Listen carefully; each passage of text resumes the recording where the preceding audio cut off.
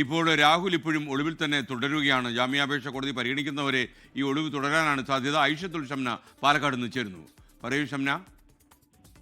7 ദിവസം ആവുമ്പോഴും രാഹുലിനെ കണ്ടെത്താൻ കഴിഞ്ഞിട്ടില്ല. ഇന്നലെ കർണാടക, തമിഴ്നാട് കേന്ദ്രീകരിച്ചായിരുന്നു അന്വേഷണം ഊർജിതമാക്കിയിരുന്നത്. ഇന്നും അതുപോലെ തന്നെയായിരിക്കും. കാരണം കർണാടക തമിഴ്നാട് ബോർഡറിലാണ് രാഹുൽ എന്ന ഒരു വിവരമാണ് ഇപ്പോൾ നിലവിൽ പ്രത്യേക അന്വേഷണ സംഘത്തിനുള്ളത്. ഇന്നലെ ഇവിടെ എത്തിയപ്പോഴേക്കും അന്വേഷണ സംഘം എത്തുന്നതിന് തൊട്ടു മുമ്പാണ് രാഹുൽ അവിടുന്ന് രക്ഷപ്പെട്ടത് എന്നൊരു വിവരമുണ്ട്.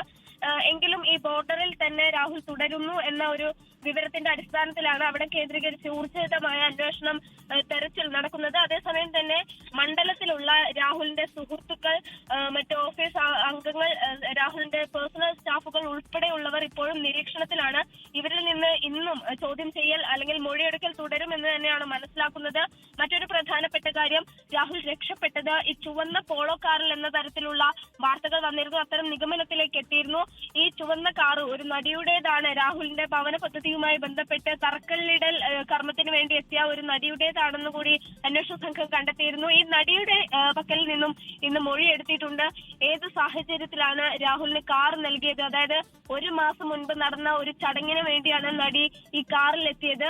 ഈ 1 മാസം പിന്നിടുമ്പോഴും കാർ എങ്ങനെ പാലക്കാട് തന്നെ തുടരുന്നു, എന്തിനു വേണ്ടിയാണ് രാഹുലിന് കാറ് നൽകി തുടങ്ങിയ കാര്യങ്ങളടക്കം ഇന്ന് അന്വേഷണ സംഘം ചോദിച്ചറിഞ്ഞു. രാഹുൽ സുഹൃത്ത് മാത്രമാണ്, അതിൽ കവിഞ്ഞ് മറ്റൊരു അർത്ഥത്തിലല്ല കാറ് നൽകിയത് എന്നാണ് നടി മൊഴി നൽകിയിരിക്കുന്നത്. എന്തായാലും അന്വേഷണം ഊർജിതമായി തന്നെ തുടരുകയാണ്. ഈ ബോർഡർ കേന്ദ്രീകരിച്ചായിരിക്കും കൂടുതലായി അന്വേഷണം ഉണ്ടാവുക. അതേസമയം തന്നെ ഫ്ളാറ്റിലെ കെയർ ടേക്കർ ഉൾപ്പെടെയുള്ളവർ, രാഹുലിന്റെ പേഴ്സണൽ സ്റ്റാഫ് ഉൾപ്പെടെയുള്ളവർ ഇപ്പോഴും നിരീക്ഷണത്തിൽ തുടരുകയാണ്.